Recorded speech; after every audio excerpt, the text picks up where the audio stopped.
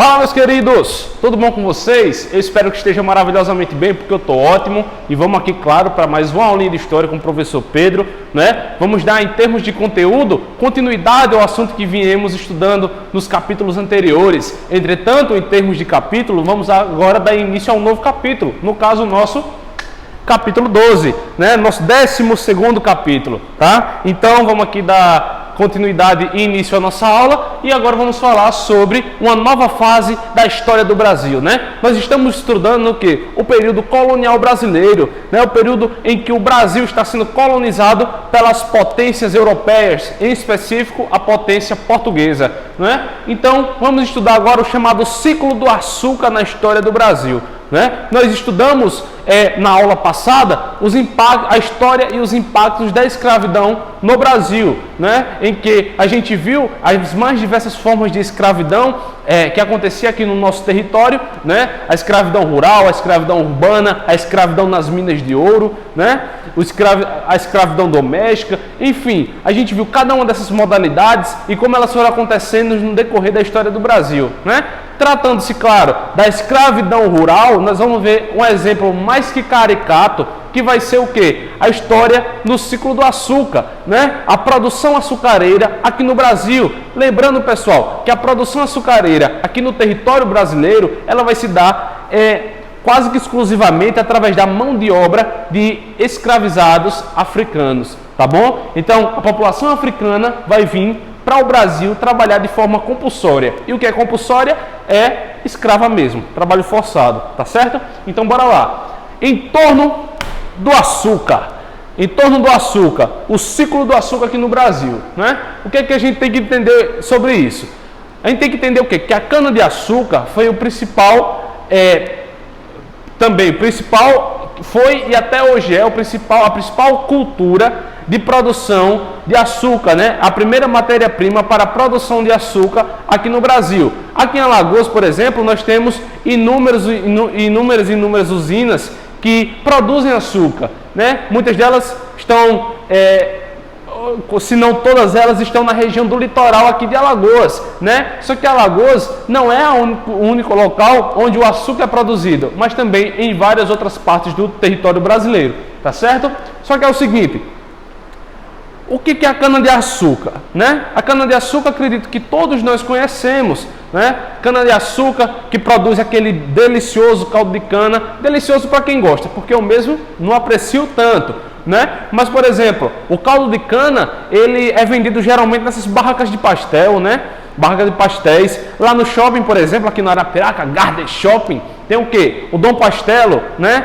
Que vende deliciosos pastéis. Se você quiser tomar um caldo de cana, você também toma um caldinho de cana com esse delicioso pastel, né? Beleza? Só que é o seguinte, pessoal, a cana-de-açúcar, ela não é uma planta nativa brasileira. O pau-brasil né? Aquela plantinha massa que a gente estudou até aqui. Só que a cana-de-açúcar, ela não é de origem brasileira, ela foi trazida pelos europeus, né? Vamos lá. Por exemplo, as primeiras mudas de cana-de-açúcar no Brasil, as primeiras mudas de cana, ela vai desembarcar, por exemplo, no ano de 1532, quando o primeiro fidalgo português, né, o primeiro capitão donatário, né, Martim Afonso de Souza, ele vai vir e fundar a capitania de São Vicente, né, no atual estado de São Paulo. Ele vai fundar essa capitania de São Vicente e vai trazer junto com ele as primeiras mudas de cana-de-açúcar.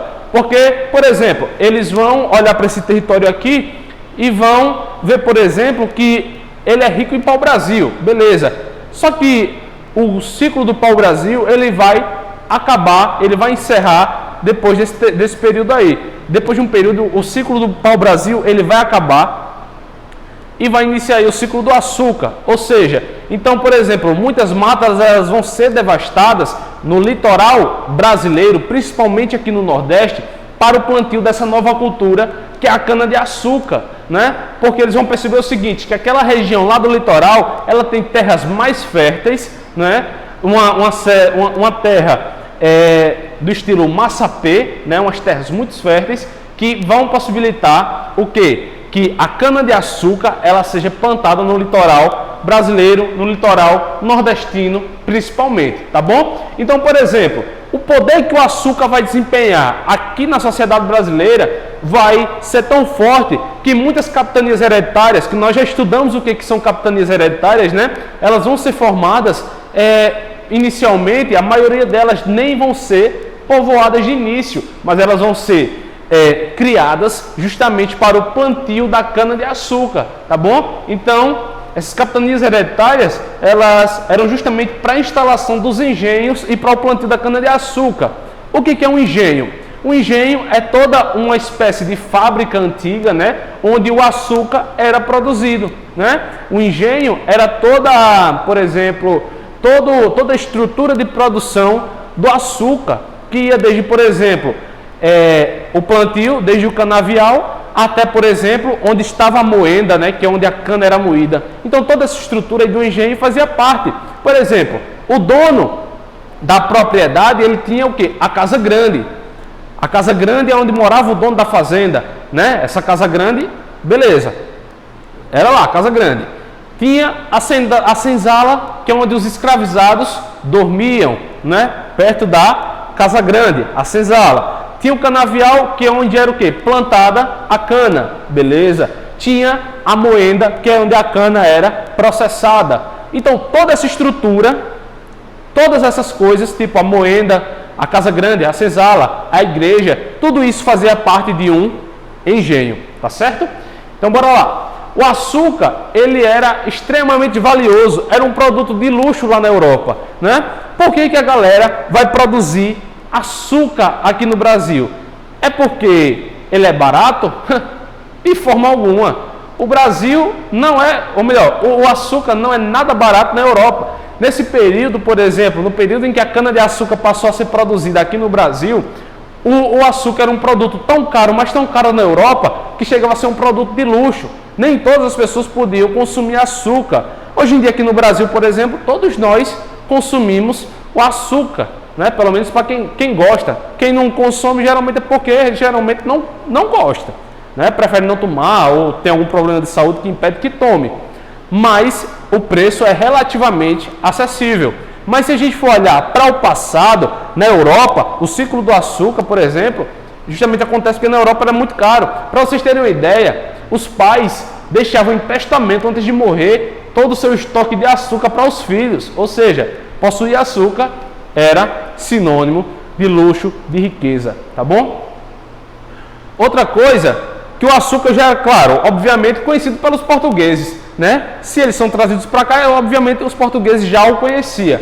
Outra coisa é que o trabalho de africanos escravizados acontecia em todos os setores, desde a plantação da cana, né? Os escravizados trabalhavam desde a plantação da cana, desde o corte da cana, até a fase da moenda e até a produção do pão de açúcar para ser transportado para o maior financiador da produção açucareira do Brasil, que eram os Países Baixos, conhecido hoje em dia como Holanda, tá certo? Outra coisa, a cana foi plantada no litoral, onde o solo, claro, era adequado, né? Conforme eu já falei, o solo do litoral brasileiro era extremamente fértil a ponto de dar ótimas plantações de cana-de-açúcar, né? Então vamos lá, os principais financiadores da cana-de-açúcar era quem? Era a Holanda, né? Antigamente conhecido como Países Baixos, e recebia um açúcar bruto e os transformava, depois vendia para outros países da Europa. Pessoal, vou explicar o esqueminha para vocês. Beleza. Tem a plantação de açúcar aqui no Brasil. Tá lá a roça plantada, o canavial plantado, né? Aí, ó, o escravizado vai lá, ó, corta os molhos de cana e leva para a moenda.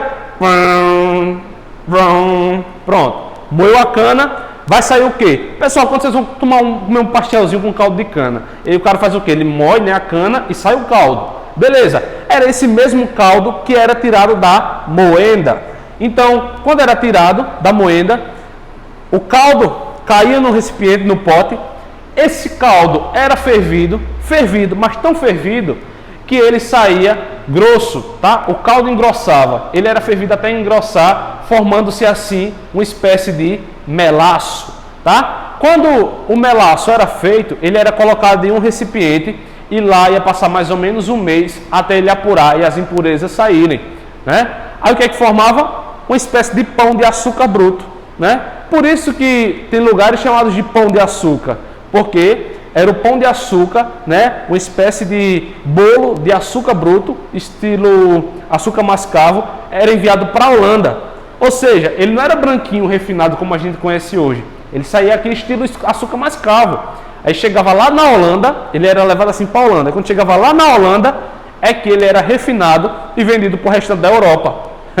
Pensando que é moleza, é? Ó, foi assim, hein? Então bora lá. Dando prosseguimento. Aqui é mais ou menos a estrutura de um engenho. Aqui vemos, por exemplo, a casa grande, que é uma enorme casa, a senzala, as roças, né, os canaviais, né, aqui os canaviais, por exemplo, e aqui a moenda, onde a cana era moída, tá certo? Então, como eu falei, eram vários estágios, aqui os escravizados cortando a cana, depois moendo lá na moenda, depois aqui, ó, o caldo sendo fervido, depois eles eram colocados nesses recipientes aqui de cerâmica, e depois de passar um mês mais ou menos, eles eram levados para os Países Baixos, tá bom? Então, por exemplo, aqui, ó, só reforçando, pessoal, todo o trabalho era feito pelos escravizados vindos da África, beleza? Então aqui, ó, temos um escravizado, por exemplo, recebendo um castigo físico, né? Não estou dizendo que esse quadro foi pintado com esse objetivo, mas serve para exemplificar, né? Por exemplo, se o escravizado não tivesse um grande rendimento na produção, ele era muitas vezes punido com castigos físicos, tá bom? Outra coisa que vai acontecer é uma revolta que vai acontecer lá na província do Maranhão, né, na capitania do Maranhão, que foi uma rebelião nativista que aconteceu em São Luís, capital do Maranhão, né, no ano de 1684. Essa revolta, ela tem o objetivo de quê? Os senhores de engenho precisavam de escravizados para colocar a produção para frente. A produção só acontecia se existissem escravizados trabalhando. Se não tivesse, a produção seria menor. Então, o que é que aconteceu? Né? Tinha os senhores de engenho, né, lá no Maranhão, que eles estavam precisando de escravizados porque tinham poucos. O que foi que eles fizeram? Escravizaram os indígenas. E a Companhia de Jesus, os jesuítas, condenavam essa prática, conforme vimos anteriormente, né, em outras aulas. Eles condenavam essa prática. E o que é que acontece?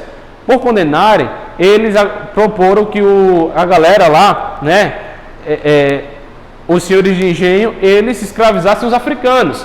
Tanto é que a Companhia de Comércio do Maranhão, que era uma companhia que existia, prometeu trazer, por exemplo, no mínimo 500 escravizados anuais para que os maranhenses comprassem. Só que isso aí eles não cumpriram tão bem com esse acordo não, né? Aí não trouxeram escravizados suficientes, aí os senhores de engenho se revoltaram, né? E essa liderança aconteceu liderada por dois irmãos, Thomas e Manuel Beckman, os irmãos Beckman, né? O que acontece? O Thomas Beckman, junto com um amigo dele, né, lideraram a revolta, destituíram o presidente da província, né, destituíram o presidente, né, o governador, colocaram a pessoa no governo provisório, pegaram os jesuítas, botaram num barco para Portugal, foram para lá reclamar com o rei. O rei fez o quê? Não, não é bem assim não, filho. Aí pegou o Thomas Beckman, mandou de volta para o Brasil. Os jesuítas foram mandados de volta também para o Brasil para continuar fazendo o que já estavam fazendo. E Thomas Beckman e um amigo deles foram condenados à forca. O irmão de Thomas Beckman, Manuel Beckman, permaneceu vivo e futuramente conseguiu de volta seus direitos, né?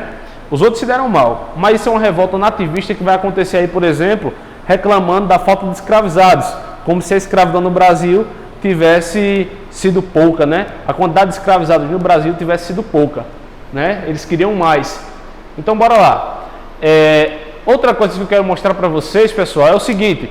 Como eu falei para vocês, a produção açucareira no Brasil, ela vai se dar em predominância no litoral. E por se dar no litoral, ela precisa de um máximo de extensão de terra agricultável para que a cana-de-açúcar seja produzida.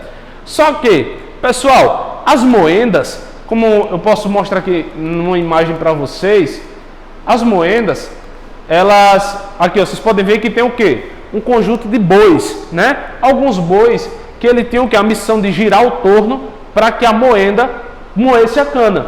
Então, a presença de animais na região dos engenhos era mais que necessária, tanto para movimentar a moenda, como também para o quê? Servir de gado de corte. né, servir para a alimentação das pessoas, para a produção de charque, né?